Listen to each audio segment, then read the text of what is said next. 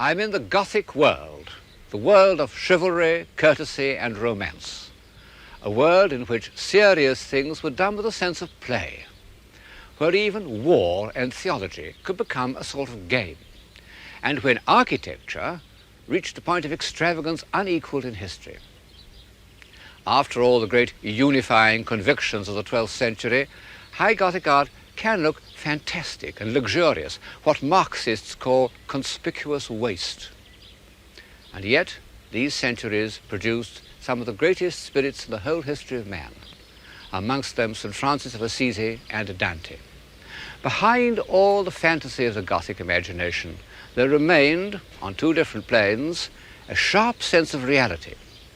Medieval man could see things very clearly, but he believed that these appearances should be considered as nothing more than symbols or tokens of an ideal order, which was the only true reality.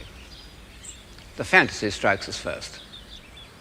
A charming example is this series of tapestries known as The Lady with the Unicorn, one of the last and most seductive examples of the Gothic spirit. It is poetical, fanciful, and profane. Its ostensible subject is the four senses, but its real subject is the power of love, which can enlist and subdue all the forces of nature, including these two emblems of lust and ferocity, the unicorn and the lion. They kneel before this embodiment of chastity and even hold up the corners of her tent. These fierce beasts have become, in the heraldic sense, her supporters. And all round this allegorical scene is what the scholastic medieval philosophers used to call nature naturing, natura naturans. Birds, trees, flowers, leaves galore, and those rather obvious symbols of nature naturing, rabbits.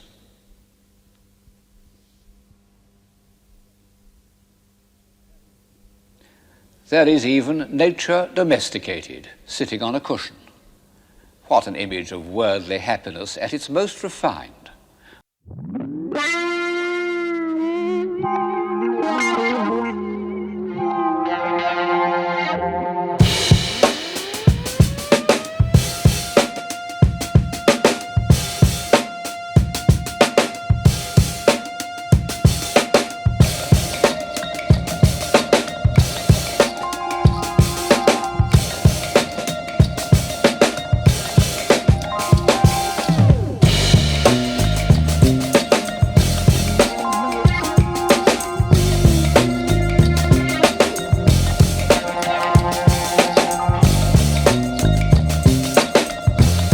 A long way from the powerful convictions that induced knights and ladies to draw carts of stone up the hill for the building of Chartres Cathedral.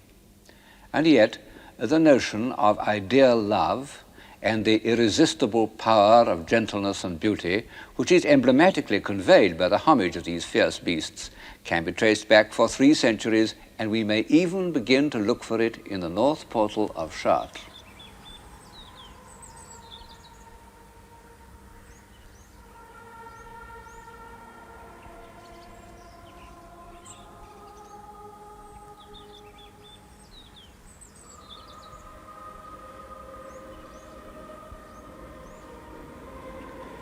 This portal, the north portal, was decorated about the year 1220, and it seems to have been commissioned by that formidable lady Blanche of Castile, the mother of St. Louis. And perhaps for that reason, or perhaps simply because it was dedicated to the Virgin Mary, many of the figures are of women. And several of the stories on the arches concern Old Testament heroines. And at the corner is one of the first consciously graceful women in Western art. Only a very few years before, women were thought of as like this. And those were the women who accompanied the Norsemen to Iceland. Now, look at this embodiment of chastity, lifting her mantle, raising her hand, turning her head, with rhythms of self-conscious refinement that would have become mannered, but here are genuinely modest, and in fact, she represents a saint called Saint Modeste, which he might be Dante's Beatrice. Of the 2 or 3 faculties that have been added to the European mind since the civilization of Greece and Rome, none seems to me stranger and more inexplicable than the sentiment of ideal or courtly love. It was entirely unknown in antiquity. Passion, yes. Desire, yes, of course. Steady affection, yes. But this state of utter subjection to the will of some almost unapproachable woman, this belief that no sacrifice was too great, that a whole lifetime might properly be spent in paying court to a disdainful lady or suffering on her behalf. This would have seemed to the Romans or to the Vikings not only absurd but unbelievable. And yet for hundreds of years it passed unquestioned. It inspired a vast literature from Chrétien de Troyes to Shelley, most of which I find completely unreadable. And even up to 1945, we still retained a number of chivalrous gestures. We raised our hats to ladies and let them pass first through doors, and in America, pushed in their seats at table. We still subscribed to the fantasy that they were chaste and pure beings in whose presence we couldn't tell certain stories or pronounce certain words. Well, that's all over now. But it had a long run, and there was much to be said for it. How did it begin? The truth is that nobody knows. And most people think that, like the pointed arch, it came from the East, that pilgrims and crusaders found in the Muslim world a tradition of Persian literature in which women were the subject of extravagant compliment and devotion. I don't know enough about Persian literature to say this is true, but I do think that the Crusades had another, less direct influence on the concept of courtly love. The lady of a castle must always have had a peculiar position, cooped up with so many unoccupied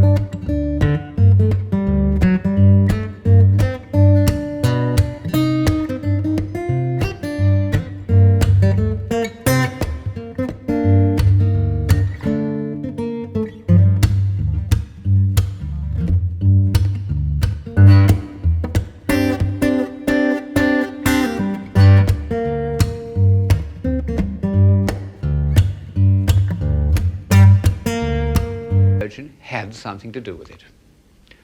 In this context, it sounds rather blasphemous. But the fact remains that one often hardly knows if a medieval love lyric is addressed to the poet's mistress or to the Virgin Mary. The greatest of all writings about ideal love, Dante's Vita Nuova, The New Life, is a quasi-religious work. And in the end, it is Beatrice who introduces Dante to paradise. So, for all these reasons, I think one can associate the cult of ideal love with the ravishing beauty and delicacy that one finds in the Madonnas of the late 13th century.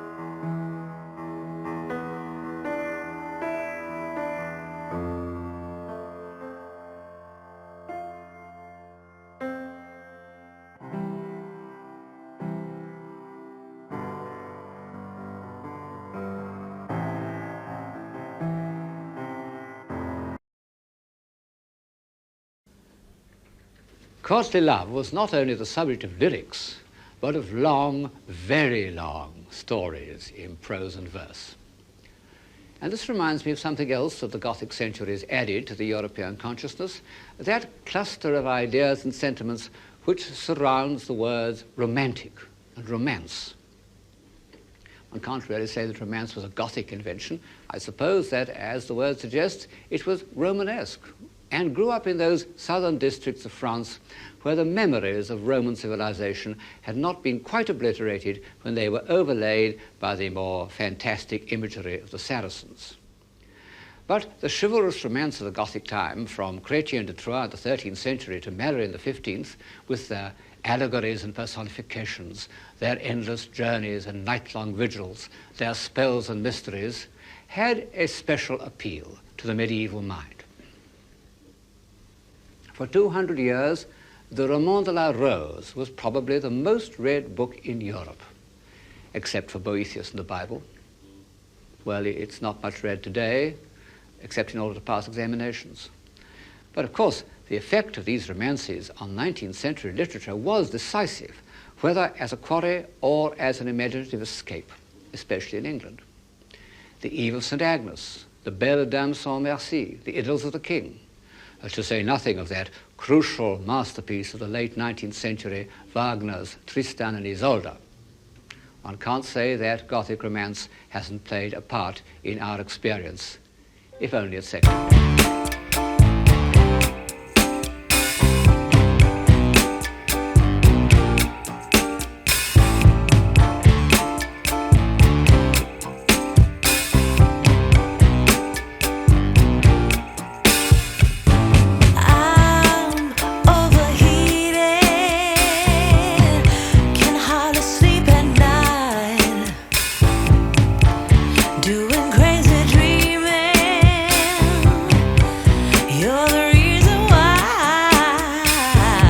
The summit of court civilization was reached in the late 14th century in France under the patronage of the Duc de Berry. He built a series of fabulous filigree castles, of which the painter de Limbourg has left us an apparently accurate record. He filled them with jewels and jeweled contraptions, paintings and tapestries. This warlike scene is only a tapestry. The Duke wasn't fond of war. The Duke's artists have given us a vivid account of his court. Here he is giving a grand dinner to celebrate the new year. There are no ladies present, which is curious, because the Duke, who was an amiably self-indulgent man, is reported to have said of women, "The more the merrier, and never tell the truth." But we can see some of his famous collection of 1,500 dogs, which is too many, even for me. They seem to have had the run of the table. Behind him is his chamberlain saying to some bashful suitor, "Approche, approche," and his courtiers, including a cardinal, are raising their hands in astonishment at such condescension. The castles, pictures, tapestries have vanished with the dogs, but a few of the treasures remain. This gold cup is one which seems to have been owned by the Duke, and one of the few objects from which one can still catch the flavour of this fanciful, luxurious world.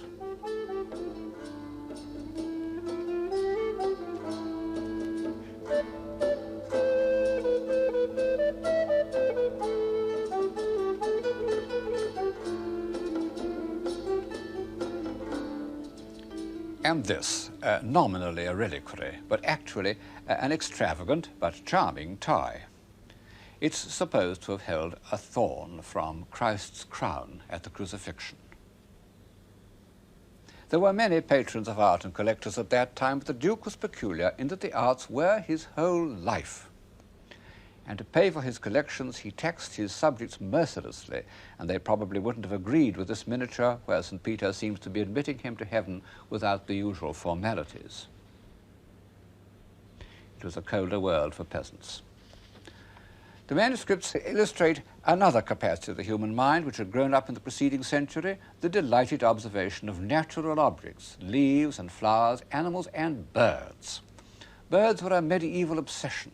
They're the subject of one of the earliest medieval sketchbooks, and they fill the borders of manuscripts. If you would ask a 14th century cleric to account for all these birds, he would probably have said that they represented souls, because they can fly up to God. But this doesn't really explain why artists drew them with such obsessive accuracy, and I think the reason is that they have become symbols of freedom. Under feudalism, men and animals were tied to the land. Very few people could move about, only artists and birds.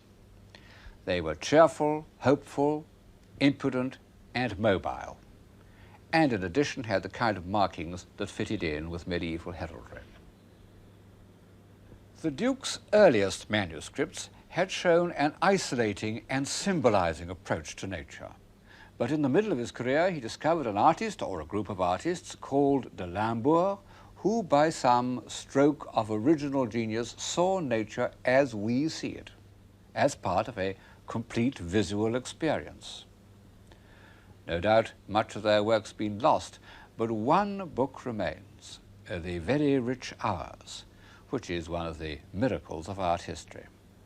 Here are men and women cultivating the fields, harrowing, sowing, with a scarecrow in the background, haymaking and harvesting, and suddenly we realize that all this had been going on in the same places, more or less unchanged, all through the Dark Ages, and went on in the same way right up to the last war. In the foreground, a party of nobles out hawking indulged in a little mild courtship, so called because it was only in courts that one had time for these agreeable preliminaries, instead of getting down to business immediately.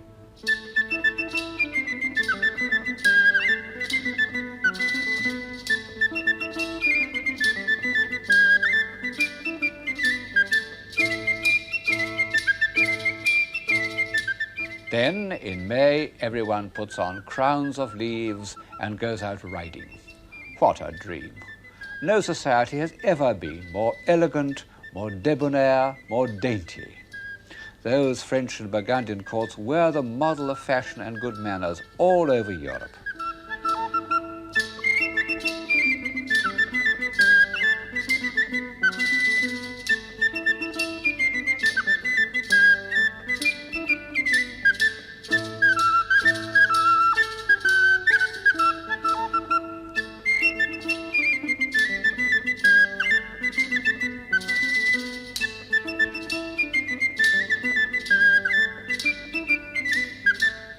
Many people, when you mention to them the word civilization, think of something like this.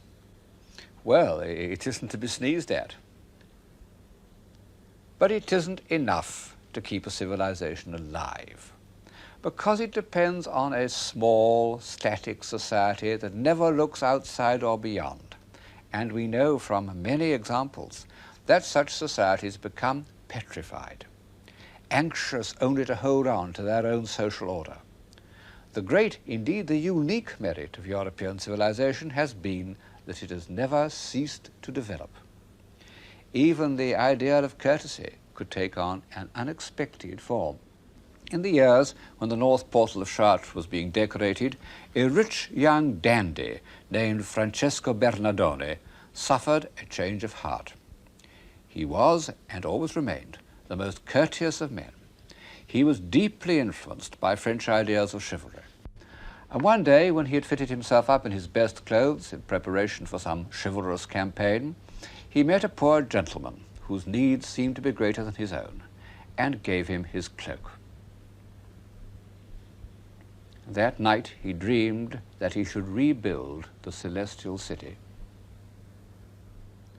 Later, he gave away his possessions so liberally that his father, who was a rich businessman in the Italian town of Assisi, decided to disown him, whereupon Francesco took off his remaining clothes and said that he would possess nothing, absolutely nothing. The Bishop of Assisi hid his nakedness and afterwards gave him a cloak, and Francesco went off into the woods singing a French song. The next 3 years he spent in abject poverty, looking after lepers, who were very much in evidence in the Middle Ages, and rebuilding with his own hands abandoned churches.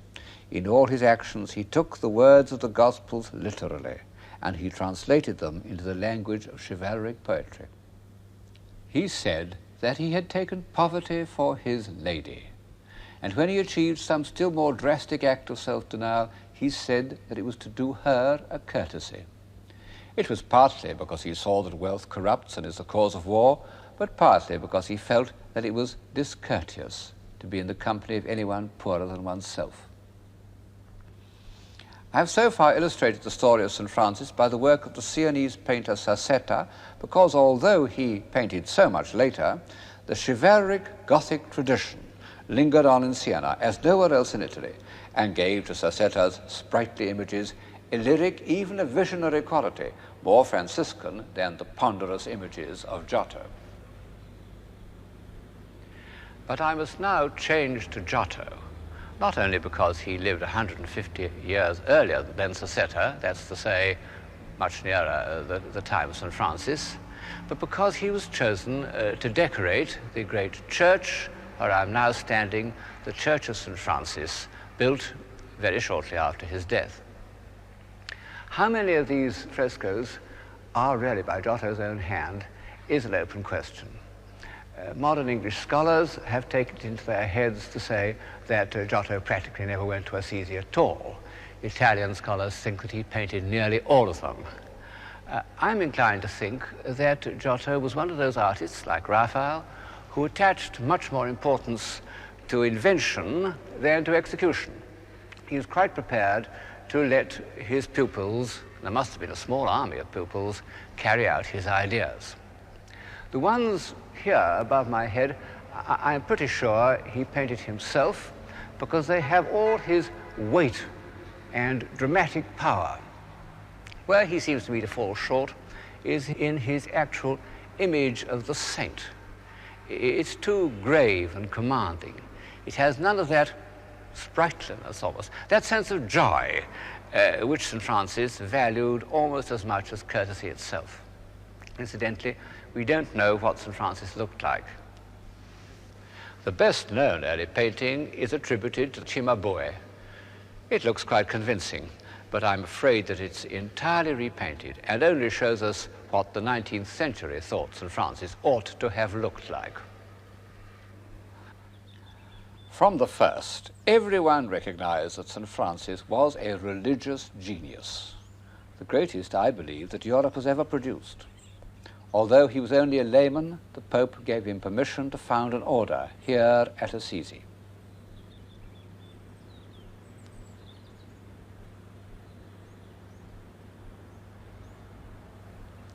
St. Francis died in 1226 at the age of 43, worn out by his austerities. On his deathbed, he had asked forgiveness of poor brother Donkey, my body, for the hardships he had made it suffer. He had seen his order go from a group of humble companions and become a great institution, a power in church politics. And at a certain point, he had quite naturally and simply relinquished control. He knew that he was no administrator. Within 2 years, only 2 years of his death, he was canonized, and his companions began to build this great church to his memory. A masterpiece of Gothic architecture, also an incredible piece of engineering.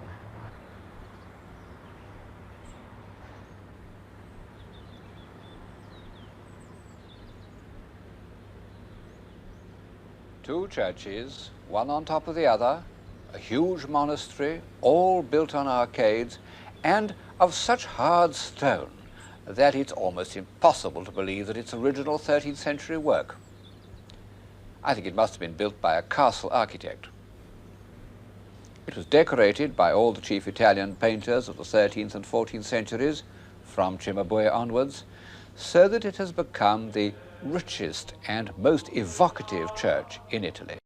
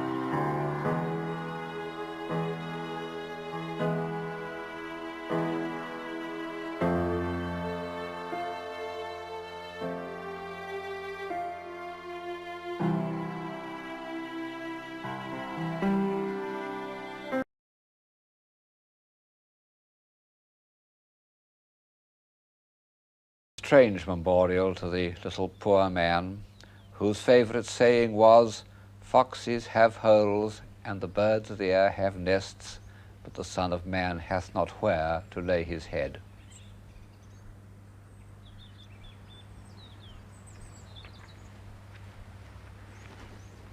But of course, St. Francis's cult of poverty couldn't survive him.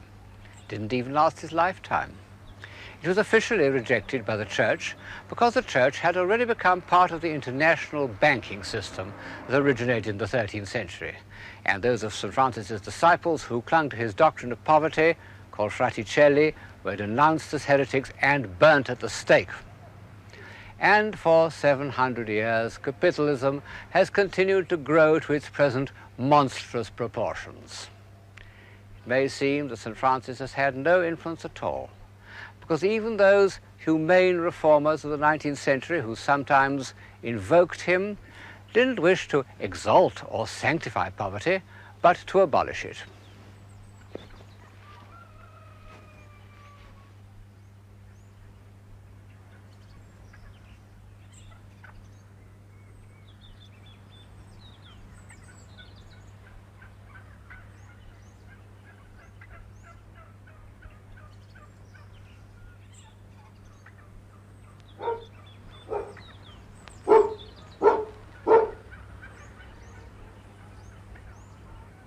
And yet, his belief that in order to free the spirit we must shed our earthly possessions is the belief of that all great religions have in common, East and West, almost without exception. And by enacting that truth with such simplicity and grace, he made it a part of the European consciousness, an ideal to which, however impossible it may be in practice, the finest spirits will always return. And by freeing himself from the pull of possessions, St. Francis achieved a state of mind which has been of great value to us. I mean his belief in the unity of creation and the possibility of universal love. It was only because he possessed nothing that St. Francis could feel sincerely a brotherhood with all created things, not only living creatures like Brother Pig, but Brother Fire and Sister Wind. This philosophy inspired his hymn to the unity of creation, known as the Canticle of the Sun, and it's expressed with irresistible naivete in a collection of legends known as the Fioretti, the little flowers.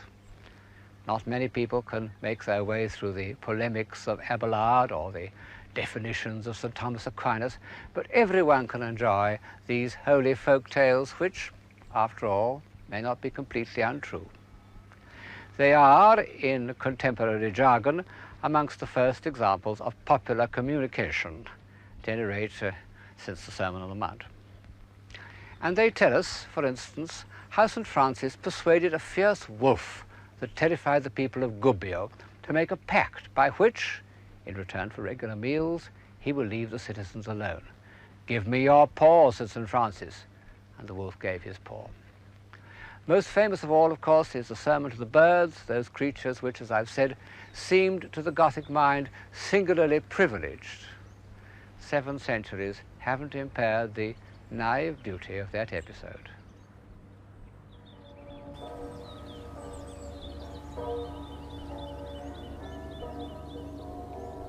St. Francis is a figure of the pure Gothic time, the age of crusades and castles and the great cathedrals. Although he put it to strange and marvelous uses, he belonged to the age of chivalry.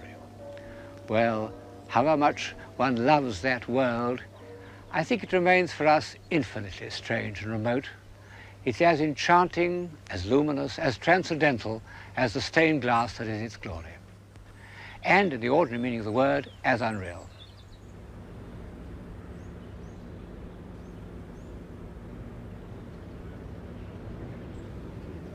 But already, during the lifetime of St. Francis, another word was growing up, which, for better or worse, is the ancestor of our own.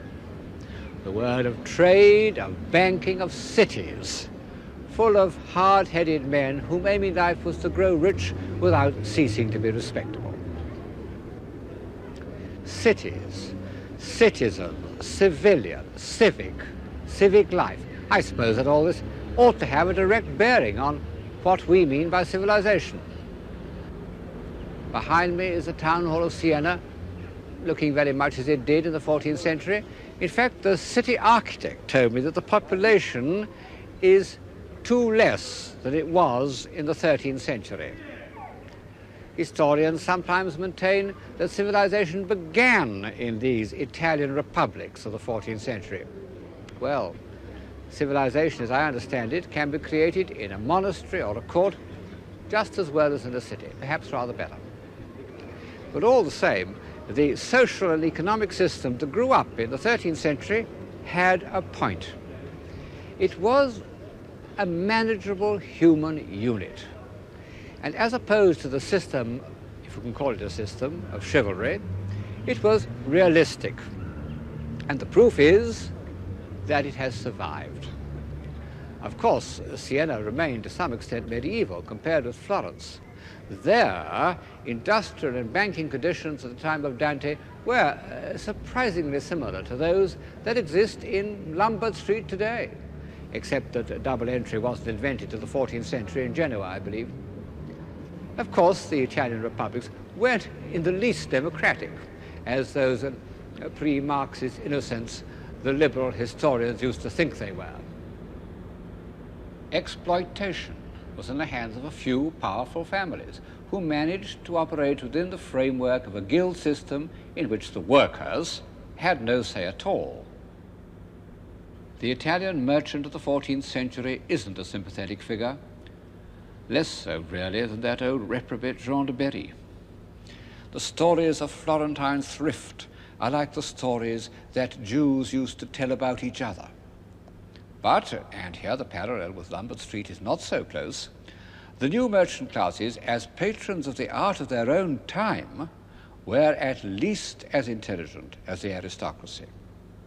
And just as their economic system was capable of an expansion that has lasted till today, so the painting they commissioned had a kind of solid reality that was to be the dominant aim of art up to the time of Cézanne.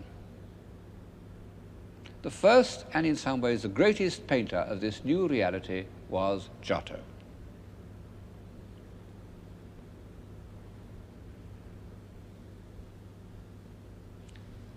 This is one of Giotto's frescoes in the Arena Chapel in Padua. And as I look at it, I realize that to anyone whose eye has been conditioned by realism, as it has existed in European art from the Renaissance to the Cubists, this will not look very realistic. perhaps no more so than Gothic tapestry. But this much is clear. Instead of a decorative jumble, it concentrates on a few simple, solid-looking forms arranged in space. Giotto had more than any artist before him the ability to make his figures look solid. He manages to simplify them into large, comprehensible, apprehensible shapes, and it gives one a profound satisfaction to feel that one can grasp his figures so completely. He needs to make his figures more vividly credible because he wishes us to feel more intensely the human drama in which they are involved. Once we have, so to say, learnt Giotto's language, we can recognize him as one of the greatest masters of painted drama that has ever lived.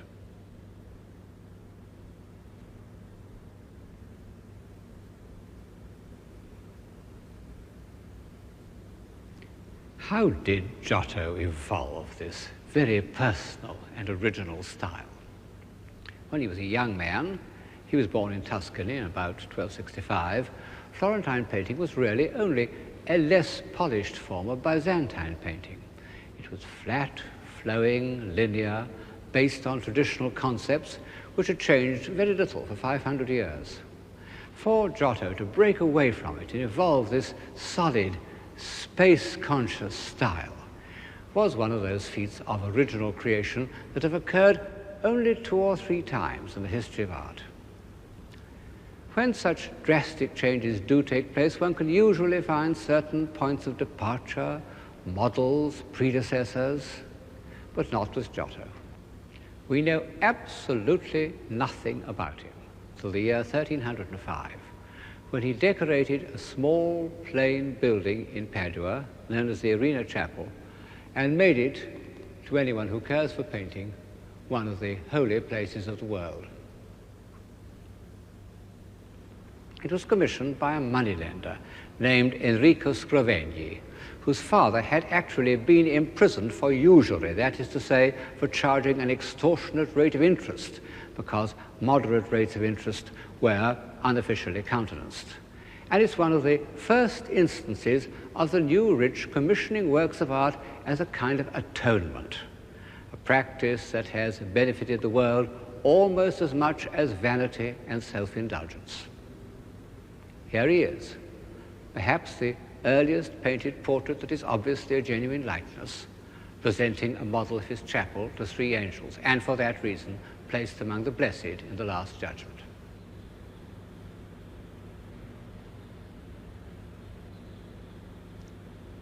Giotto is the supreme dramatist of human life in all its diversity. He can depict a scene like this, marriage at Cana, which is almost Chaucerian.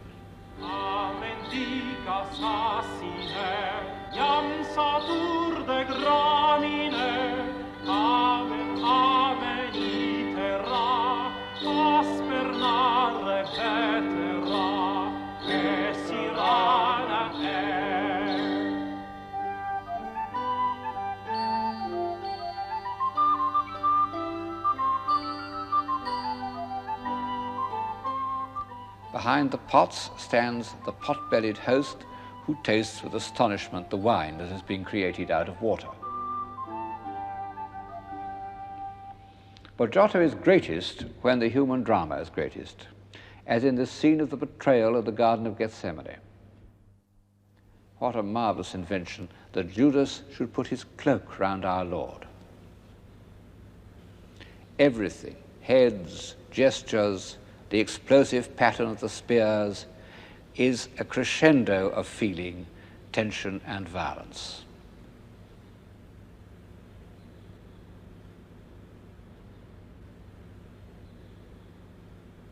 But he can also achieve the lyrical beauty of the Virgin's wedding procession.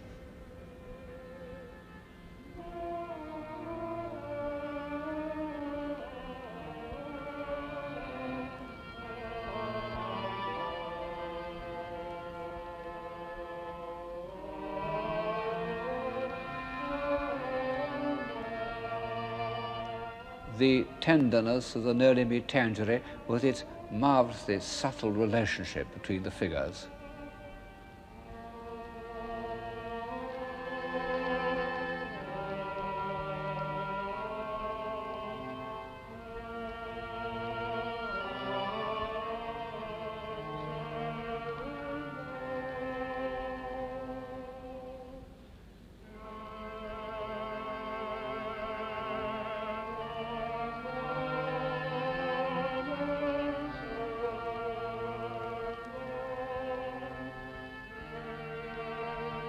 And finally, the Lamentation over Christ's dead body. It's a masterpiece of pictorial construction, a sort of model for high academic painting for 500 years. But this technical aspect is soon forgotten. Look at the gestures and the heads of the mourning women. They need no words from me.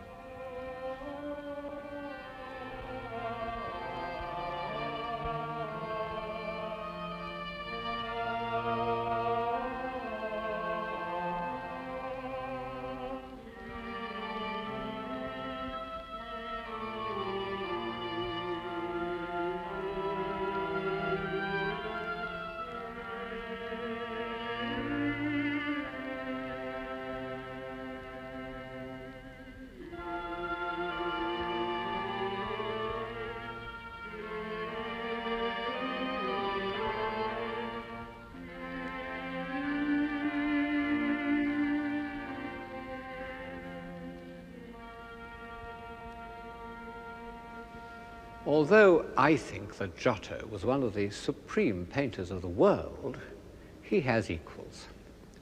But in the year of his birth, and in the same district, was born a man who is unequaled, the greatest philosophical poet that has ever lived, Dante. Since they were contemporaries and compatriots, one feels that it should be possible to illustrate Dante by Giotto. They seem to have known each other, and Giotto may have painted Dante's portrait. In fact, their imaginations moved on very different planes. Giotto was above all interested in humanity. He sympathized with human beings, and his figures, by their very solidity, remain on earth. Well, of course, there is humanity in Dante. He lived in the thick of Florentine politics, and all the characters he had pitied or hated or admired appear in his poem, not only as representatives of good and evil, but with the vividness of real people. But Giotto lacked Dante's philosophic power and moral indignation, that heroic contempt for baseness that was to come again in Michelangelo. Above all, that vision of a heavenly order and the intellectual power to make it comprehensible.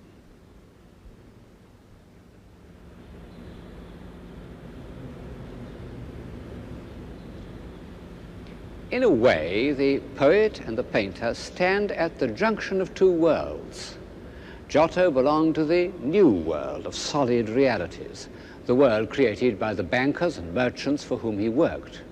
Dante, as has often been observed, belonged to the earlier Gothic world, to the world of St. Thomas Aquinas and the great cathedrals. One isn't as close to Dante in the Arena Chapel as one is here in the Romanesque baptistry at Pisa.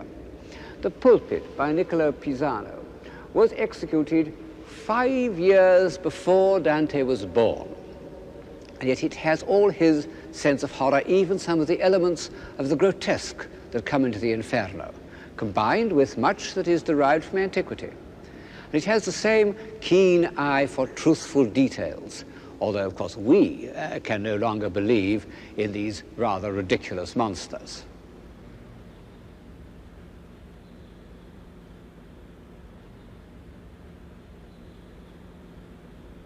Niccolo's son, Giovanni, about 15 years older than Dante and Giotto, and deeply influenced by the Gothic art of the North, seems to me perfectly to reflect the Dantesque spirit.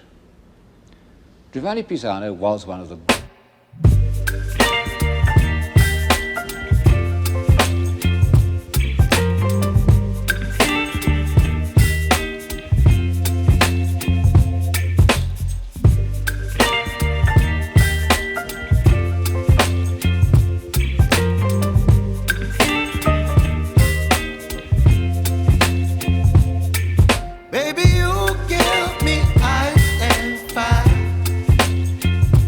You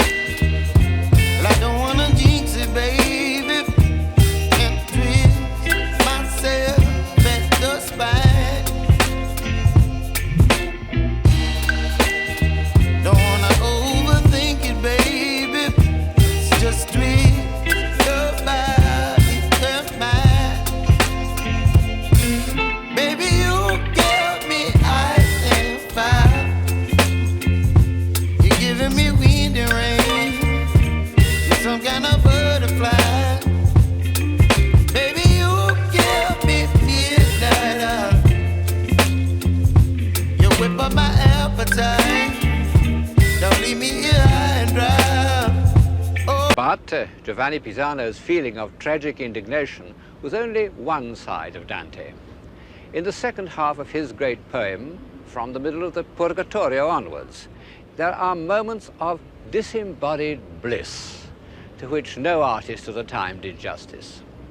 Nor were the painters of the 14th century ready to reflect Dante's feeling for light.